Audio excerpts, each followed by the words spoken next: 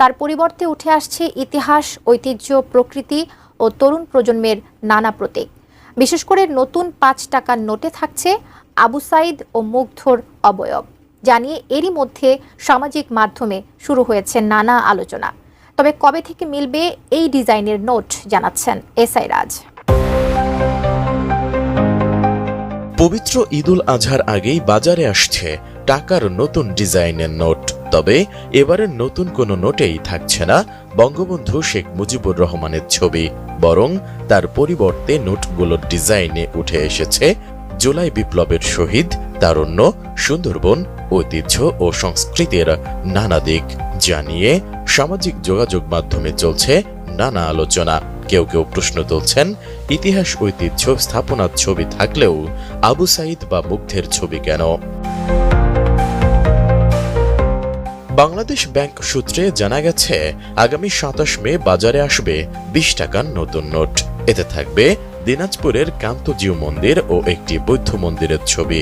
এরপর ২৯ বা ৩০ মে আসবে ৫০ টাকার নোট, যেখানে থাকবে শিল্পাচার্য জয়নুল আবেদিনের আঁকা দুর্ভিক্ষের চিত্র এবং ঐতিহাসিক আতিয়া মসজিদের ছবি।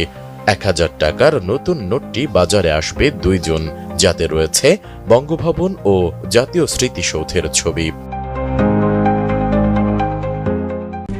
RICL TMX, যুগের পর যুগ স্থাপনা থাকে মজবুত। তবে ইউরোপ থেকে কাগজ সরবরাহে বিলম্ব হওয়ায় ৫ টাকার নোটটি ঈদের পর বাজারে ছাড়া হবে। ওই নোটে থাকবে আবু সাঈদ ও মুগ্ধ নামের ২ জন জুলাই শহীদের অবয়ব।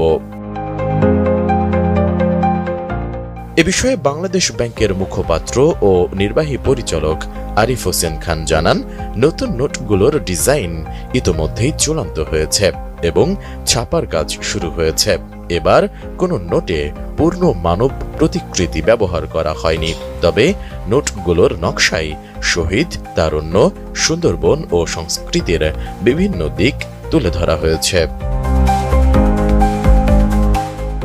আরেক ব্যাংক কর্মকর্তা জানিয়েছেন, ৫ টাকার নোটে থাকবে আবু সাঈদ ও মুগ্ধের ছবি, ১০ টাকায় থাকছে তারুণ্যের ঐক্যের প্রতীক ও জাতীয় মসজিদ বাইতুল মুকাররম, ১০০ টাকার নোটে দেখা যাবে ইউনেস্কো স্বীকৃত সুন্দরবনের চিত্রা হরিণ ও রয়্যাল বেঙ্গল টাইগারের চিত্র, যা দেশের রাজনৈতিক পরিবর্তনের প্রতীক হিসেবে ব্যবহৃত হচ্ছে।